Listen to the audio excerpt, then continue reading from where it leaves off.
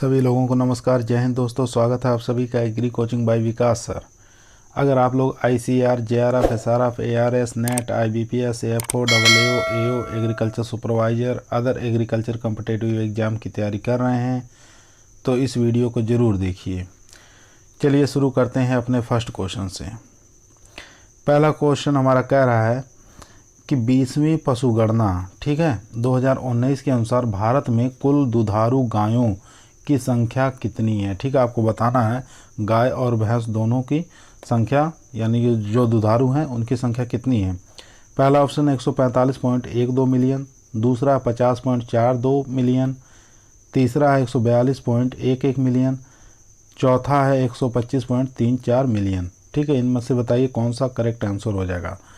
तो हमारा correct answer हो जाएगा, यानी कि दुधारू गायों की संख्या कितनी है, 125.34 मिलियन। ठीक है, ये हमारा करेक्ट आंसर हो जाएगा। ठीक है, इतनी है भारत के अंदर कुल दुधारू गायों की और भैंसों की संख्या। बात कर लेते हैं फर्स्ट ऑप्शन की, यानी कि 145.12 मिलियन। ठीक है, यानी कि ये है मादा गायें। ठीक है, मादा गायों की संख्या कितनी है, 145.12 मिलियन। ठीक है, उसके बाद बात कर लेते हैं 50.42 मिलियन।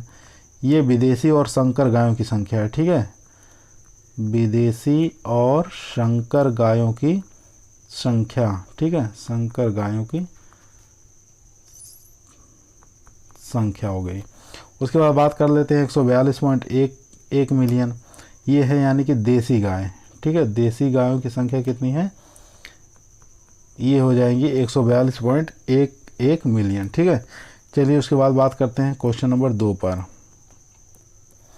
चलिए क्वेश्चन नंबर 2 पर। क्वेश्चन नंबर 2 कह रहा है भारत में सर्वाधिक क्षेत्रफल में उगाए जाने वाला गेहूं है। ठीक है, आपको बताना है भारत के अंदर सर्वाधिक क्षेत्रफल में उगाए जाने वाला गेहूं कौन सा है। पहला ऑप्शन है टेट्रिकम वालगेयर, दूसरा है टेट्रिकम स्टाइवम, तीसरा है टेट्रिकम डाइकोकम, चौथा है टेट्रिकम ड्यूरम। ठीक है, इन चारों में से बताइए भारत में सबसे ज़्यादा क्षेत्रफल में उगाए जाने वाला कौन सा गेहूँ है, यानी कि 87% गेहूँ उगाया जाता है। ठीक है, वही।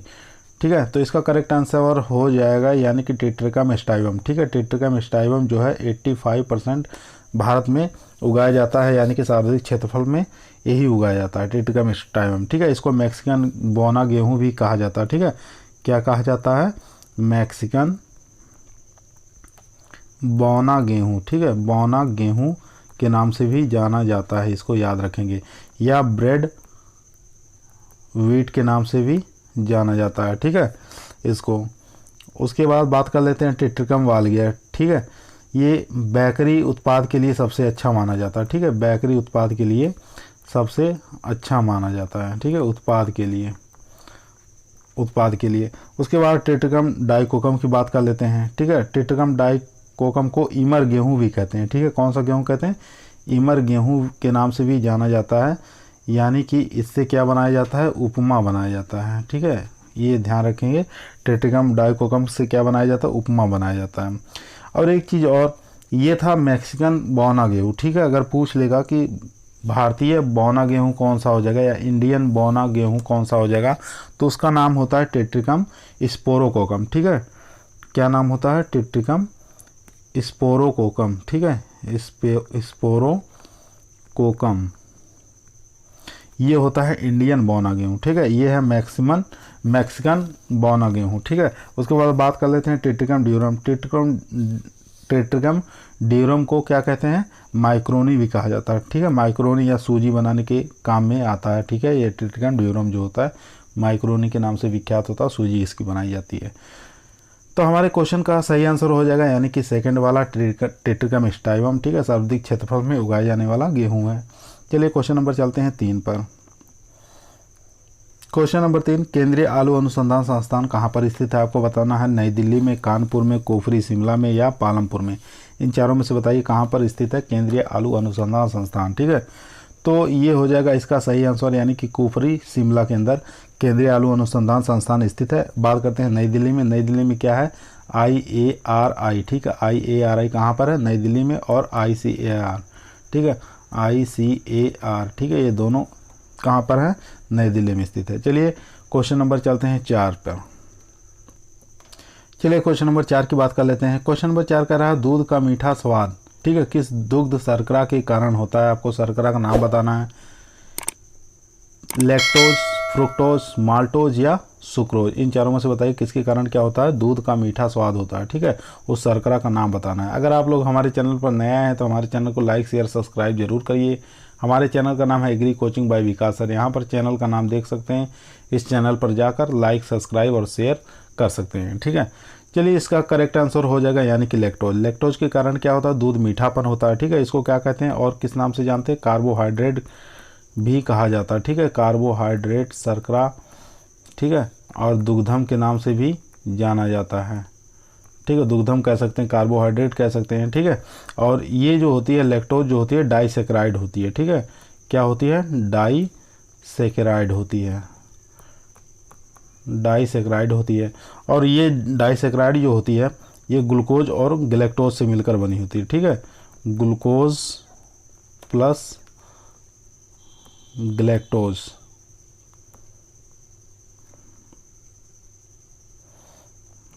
ठीक है, गैलेक्टोज, ठीक है, ग्लूकोज और गैलेक्टोज दोनों से मिलकर बनी होती है, डाइसेकेराइड होती है और इसको दुग्धम कहते हैं। और लैक्टोज के कारण क्या होता है, दूध का स्वाद मीठापन होता है। ठीक है, बाकी फ्रुक्टोज क्या होता है, फलों में होता है, माल्टोज जौ में होता है, सुक्रोज जानते हैं किसके अंदर होता है, गन्ने के अंदर होता है। ठीक है, तो चलिए क्वेश्चन नंबर चलते हैं 5 पर।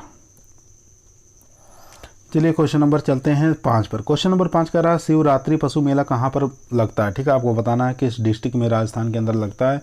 तो पहला ऑप्शन है झालरापाटन झालावाड़, दूसरा परबतसर नागौर, तीसरा करौली, चौथा है भरतपुर। इन चारों में से बताइए शिवरात्रि पशु मेला कहाँ पर लगता है। ठीक है, तो इसका करेक्ट आंसर हो जाएगा यानी कि करौली के अंदर शिवरात्रि पशु मेला लगता है, यानी कि थर्ड ऑप्शन ये सही हो जाएगा। बात करते हैं झालरापाटन झालावाड़ की। यहाँ पर चंद्रभागा, ठीक है, चंद्रभागा पशु मेला लगता है। ठीक है, और गोमती सागर, ठीक है, गोमती सागर, ये 2 मेले कहाँ लगते हैं, ये आपके झालावाड़ में लगते हैं, झालरापाटन में।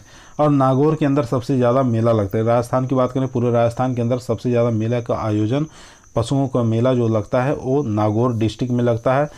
ठीक है, 3 मेले अधिकतर देखे जाते हैं, लगता है वहाँ पर, जैसे बालदेव मेला, रामदेव मेला और वीर तेजा जी मेला। ठीक है, ये 3 मेले जो होते हैं ये नागौर के अंदर अधिकतर देखा जाता है। और बात करते हैं शिव रात्रि पशु मेला, ये तो करौली में हो गया। उसके बाद भरतपुर में एक पशु मेला लगता है जिसका नाम है जसवंत पशु मेला। ठीक है, जसवंत पशु मेला कहाँ पर लगता है, भरतपुर डिस्ट्रिक्ट में लगता है। चलिए क्वेश्चन नंबर चलते हैं 6 पर। क्वेश्चन नंबर 6 का रहा है जल का घनत्व मापा जाता है। ठीक है, आपको बताना है जल का घनत्व किससे मापा जाता है, हाइड्रोमीटर से, बैरोमीटर से या हाइग्रोमीटर से, ठीक है, या विंड वैन से। इन चारों में से बताइए किसके द्वारा जल का घनत्व मापा जाता है। ठीक है, बात करते हैं हाइग्रोमीटर से। हाइग्रोमीटर से क्या मापा जाता है, आर्द्रता मापी जाती है। ठीक है, हाइग्रोमीटर से क्या मापी जाती है, आर्द्रता मापी जाती है। उसके बाद करते हैं बैरोमीटर से। बैरोमीटर से दाब मापा जाता है, ये आपको याद रखना है। और हाइड्रोमीटर से क्या मापते हैं, हाइड्रोमीटर से जल का घनत्व मापा जाता है। ठीक है, हमारे क्वेश्चन का जो सही आंसर हो जाएगा यानी कि जल का घनत्व किससे मापा जाता है, हाइड्रोमीटर से मापा जाता है। तो ये तीसरा और सी वाला सही हो जाएगा। उसके बाद बात करते हैं विंड वैन से। विंड वैन से क्या मापा जाता है, दिशा मापी जाती है। ठीक है, इसको भी आप याद रखेंगे कि विंड वैन से क्या मापा जाता है, तो दिशा मापी जाती है। ठीक है, चलिए क्वेश्चन नंबर चलते हैं 7 पर।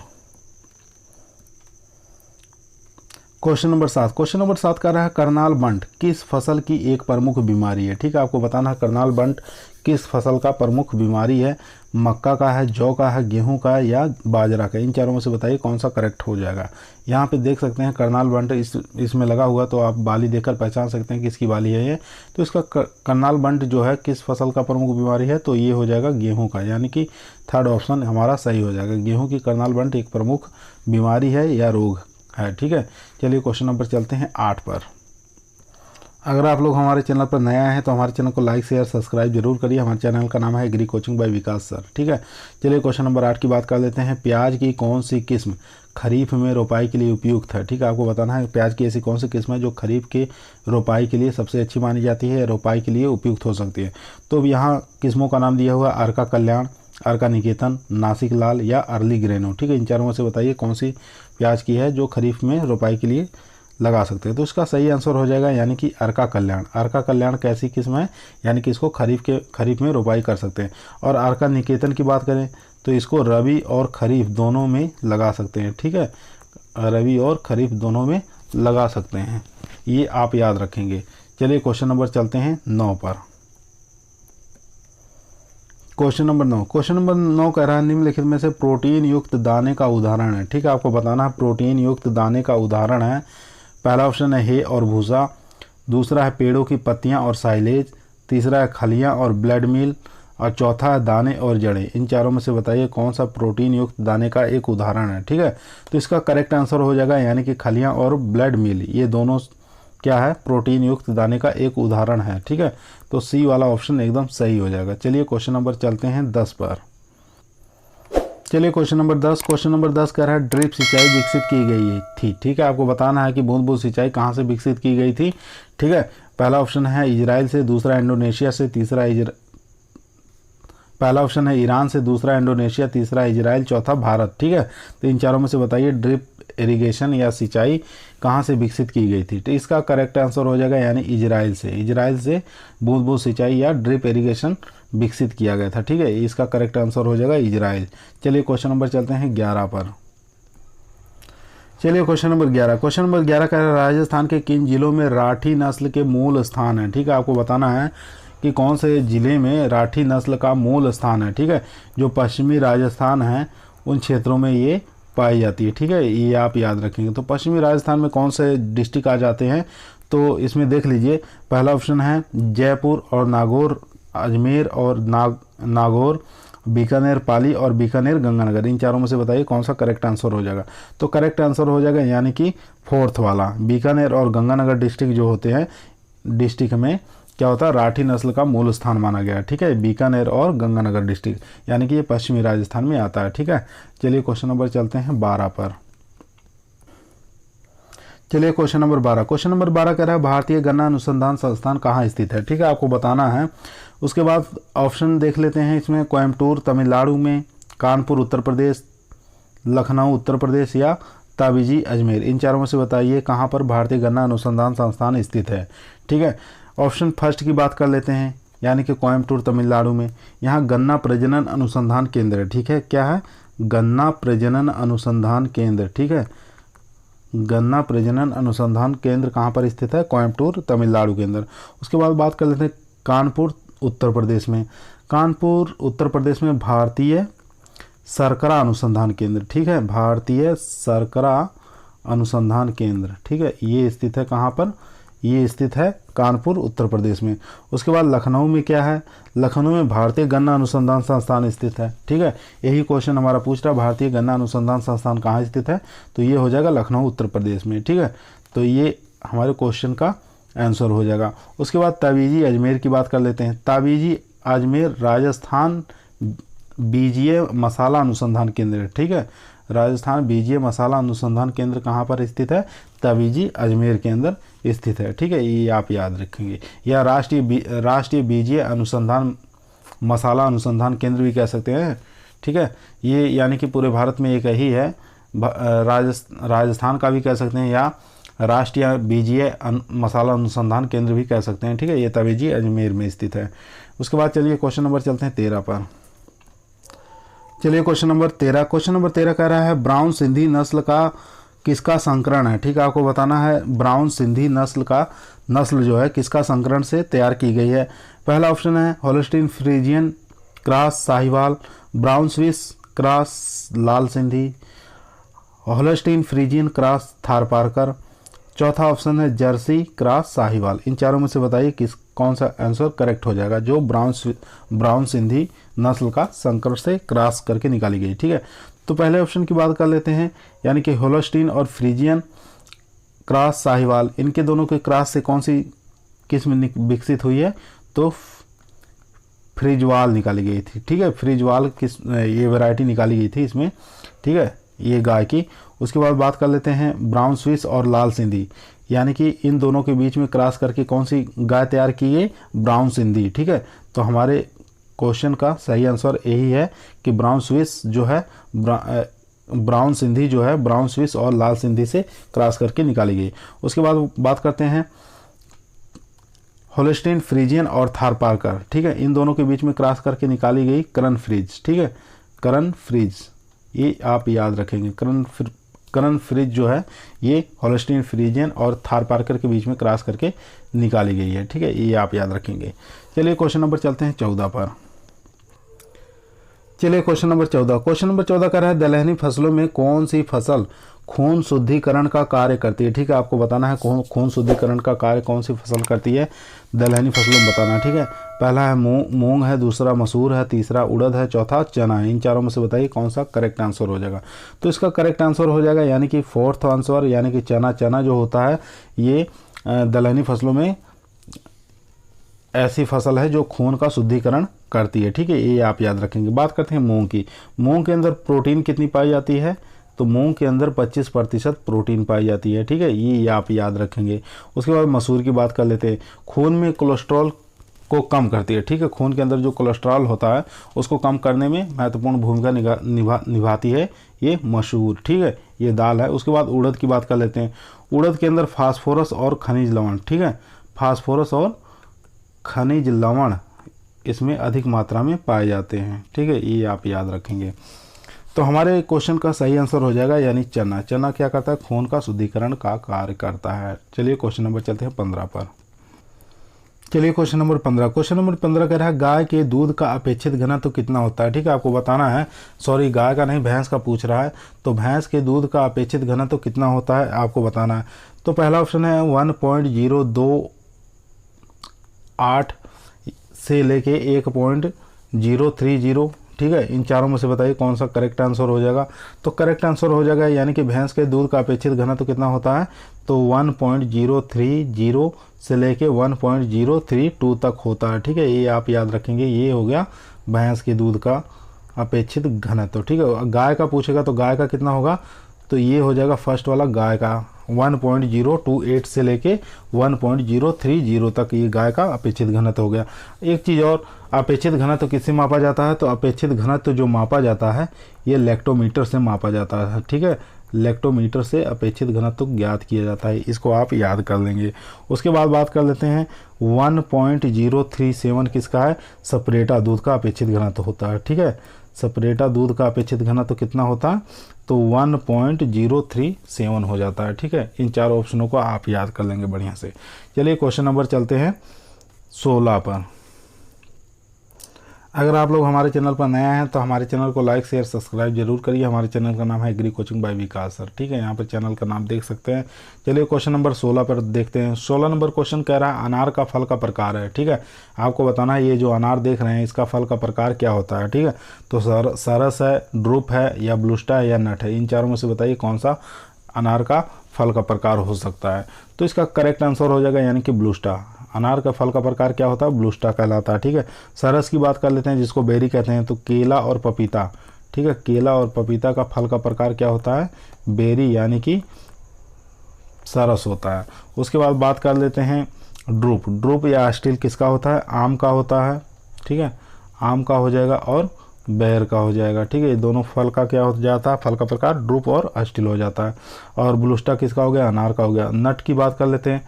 नट फल का प्रकार किसका होगा, लीची का। लीची का फल का प्रकार क्या होगा, नट हो जाएगा, ठीक है। चलिए क्वेश्चन नंबर चलते हैं 17 पर।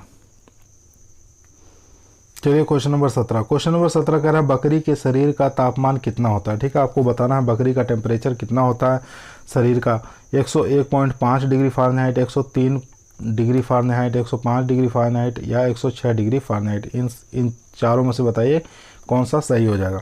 तो बात कर लेते हैं 101.5 डिग्री फ़ारेनहाइट किसका होता है, तो ये हो जाएगा गाय और भैंस का टेम्परेचर, ठीक है, इतना होता है 101.5 डिग्री फ़ारेनहाइट। और उसके बाद बात करते हैं 103 डिग्री फ़ारेनहाइट किसका होता है, ये होता है भेड़ का और बकरी का, ठीक है, और बकरी का हो जाएगा, ठीक है, ये आप याद रखेंगे। तो यहाँ पे पूछ रहा है बकरी के शरीर का तापमान कितना होता है, तो हमारा करेक्ट आंसर हो जाएगा यानी कि 103 डिग्री फ़ारेनहाइट, बी वाला ऑप्शन करेक्ट आंसर हो जाएगा। और यहाँ पे 105 और 106 दिया हुआ है यानी कि दोनों किसका हो जाएगा, मुर्गी का हो जाएगा। मुर्गी का टेम्परेचर अधिक होता है, यानी कि कुछ बुकों में 105 106 दिया होता है, कुछ में 107 तक दिया रहता है। तो 105 से लेकर 106 डिग्री फ़ारेनहाइट तक मुर्गी का टेम्परेचर होता है, ठीक है, ये आप याद रखेंगे। चलिए चलते हैं क्वेश्चन नंबर 18 पर। चलिए उसके बाद बात कर लेते हैं क्वेश्चन नंबर 18। क्वेश्चन नंबर 18 कह रहा है अंतर्राष्ट्रीय दलहन वर्ष का नाम से जाना जाता है, ठीक है, आपको बताना है अंतर्राष्ट्रीय दलहनी वर्ष के नाम से जाना जाता है किस सन को, आपको बताना 2015, 2016, 1987 या 2007। इन चारों ऑप्शनों में से बताइए कौन सा करेक्ट आंसर हो जाएगा। तो करेक्ट आंसर हो जाएगा यानी कि 2016 को, ठीक है। अंतर्राष्ट्रीय दलहनी वर्ष कब घोषित किया गया था? 2016 को घोषित किया गया था। अब बात कर लेते हैं 2015 को, यानी अंतर्राष्ट्रीय मृदा वर्ष, ठीक है। अंतर्राष्ट्रीय मृदा वर्ष कब घोषित किया गया था? 2015 को, ठीक है। बात कर लेते हैं 1987 दलहन विकास परियोजना चलाई गई थी, ठीक है। दलहन विकास परियोजना कब चलाई गई थी? 1987 में चलाई गई थी। उसके बाद बात कर लेते हैं 2007 की। 2007 में क्या हुआ था? राष्ट्रीय खाद्य सुरक्षा मिशन चलाया गया था, ठीक है। राष्ट्रीय खाद्य सुरक्षा मिशन कब चलाया गया था? 2007 में। इन चार ऑप्शनों के बारे में आप याद रखेंगे। तो हमारे क्वेश्चन का सही आंसर हो जाएगा यानी कि 2016 के अंदर। अंतर्राष्ट्रीय दलहन वर्ष कब मनाया गया था? 2016। चलिए क्वेश्चन नंबर चलते हैं 19 पर। चलिए क्वेश्चन नंबर 19 कह रहा है आम में झुमका हेतु उत्तरदायी है, ठीक है। झुमका जो रोग लगता है आम के अंदर, मैंगो के अंदर, तो कौन सा तत्व उत्तरदायी होता है? पहला ऑप्शन है अधिक तापमान, दूसरा कम तापमान, तीसरा बोरान की कमी, चौथा ऑप्शन है क्लोरीन की अधिकता। इन चारों में से बताइए कौन सा करेक्ट आंसर हो जाएगा। तो इसका करेक्ट आंसर हो जाएगा यानी कि कम टेम्परेचर। लो टेम्परेचर के कारण क्या होता है? आम में झुमका रोग लग जाता है, ठीक है। इस प्रकार का झुमका रोग लगता है मैंगो के अंदर, तो कम टेम्परेचर के कारण झुमका रोग लग जाता है। बात कर लेते हैं बोरान तत्व की कमी के कारण क्या होता है कि फल जो होते हैं फटने लगते हैं, ठीक है। चाहे आम हो गया और भी जैसे नींबू वर्गीय फल हो गया या कुछ और भी अनार हो गया, ठीक है, या लीची हो गया, इन फलों में क्या होता है? अगर बोरान तत्व की कमी हो जाती है तो क्या होता है कि इसमें फल जो होते हैं क्रैकिंग हो जाते हैं, फल फट जाते हैं, ठीक है। चलिए क्वेश्चन नंबर चलते हैं 20 पर।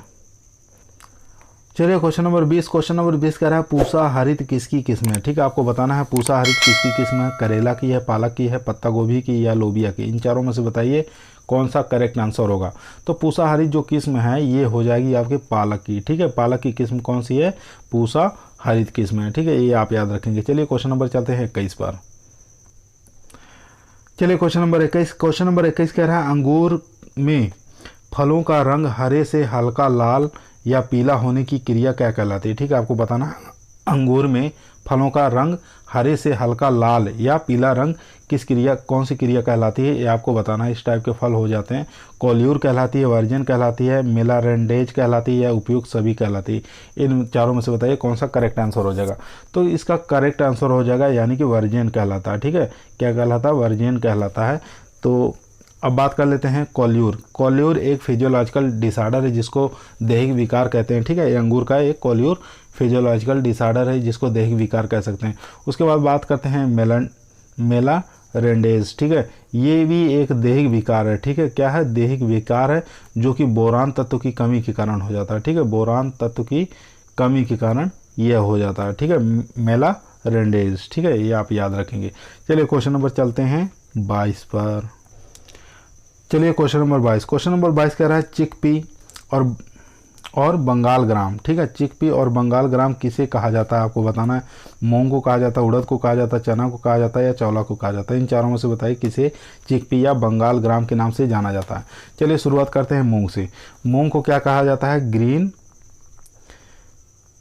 ग्रीन ग्राम के नाम से जाना जाता है मूंग को, ठीक है। उड़द को क्या कहा जाता है?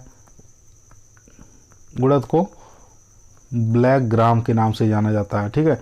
चने को क्या कहते हैं? चने को चिकपी और बंगाल ग्राम कहते हैं, ठीक है। हमारे क्वेश्चन का सही आंसर हो जाएगा यानी कि चिकपी और बंगाल ग्राम किसे कहा जाता है? चने को कहा जाता है। हमारे क्वेश्चन का सही आंसर हो जाएगा चना।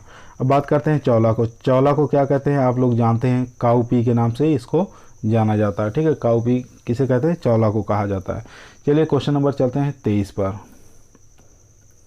चलिए क्वेश्चन नंबर 23। क्वेश्चन नंबर 23 कह रहा है आम की डिब्बाबंदी हेतु उपयुक्त किस्म बताना है। ठीक है, तो लंगड़ा है, दशहरी है, चौसा है या रुमानी, इन चारों में से बताइए आम की डिब्बाबंदी हेतु सबसे उपयुक्त किस्म कौन सी होगी। ठीक है, तो करेक्ट आंसर हो जाएगा यानी कि दशहरी। दशहरी जो होती है डिब्बाबंदी के लिए सबसे उपयुक्त किस्म मानी जाती है। ठीक है, तो ये दशहरी हमारा क्वेश्चन का सही आंसर हो जाएगा। चलिए क्वेश्चन नंबर चलते हैं 24 पर। चलिए क्वेश्चन नंबर 24। क्वेश्चन नंबर 24 कह रहा है आयरलैंड में आलू में पछेती झुलसा बीमारी के कारण अकाल पड़ा था। ठीक है, कौन से सन में पड़ा था ये आपको बताना है। 1743 में, 1845 में, 1866 में, 1943 में। इन चारों ऑप्शनों में से बताइए कौन सा करेक्ट आंसर हो जाएगा।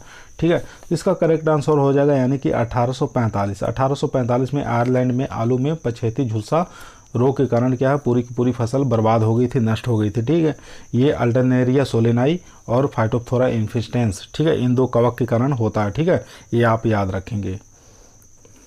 चलिए क्वेश्चन नंबर 25 पर। चलिए क्वेश्चन नंबर 25। क्वेश्चन नंबर 25 कह रहा है पशु का दूध निकालने हेतु कौन सी विधि उपयुक्त है। ठीक है, आपको बताना कौन सी विधि सबसे अच्छी है। पहली विधि है पूर्ण हस्त विधि, दूसरी है चुटकी विधि, तीसरी है मशीन द्वारा, चौथी है अंगूठा विधि द्वारा। ठीक है, इन चारों में से बताइए कौन सा करेक्ट आंसर हो जाएगा।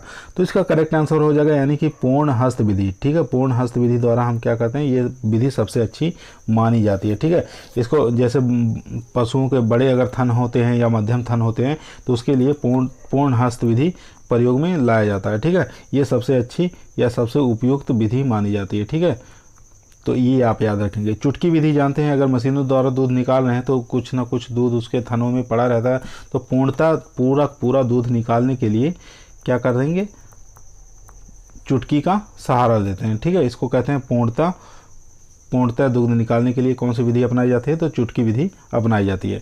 मशीन के बारे में जानते हैं, मशीनों द्वारा भी दूध निकाला जाता है। अंगूठा विधि द्वारा अगर दूध निकाल रहे हैं तो ये दोषपूर्ण विधि मानी जाती है। ठीक है, दोषपूर्ण विधि मानी जाती है क्योंकि उनके थनों में गांठें बनने की संभावना बढ़ जाती है। ठीक है, घाव उत्पन्न हो जाता है और पशु को काफ़ी ज़्यादा तकलीफ होती है। ठीक है, तो हमारी जो सबसे अच्छी विधि मानी गई है पूर्ण हस्त विधि मानी गई है। ठीक है, ये आप याद रखेंगे। तो यहाँ पे देख सकते हैं चित्र के माध्यम से पूर्ण हस्त विधि इस प्रकार से दूध निकाला जाता है। ठीक है, ये आप याद रखेंगे। आज का टॉपिक हमारा यहीं समाप्त हुआ। अगर आप लोग हमारे चैनल पर नए आए हैं तो हमारे चैनल को लाइक शेयर सब्सक्राइब जरूर करिए। ठीक है, आज के टॉपिक के लिए सभी लोगों को धन्यवाद।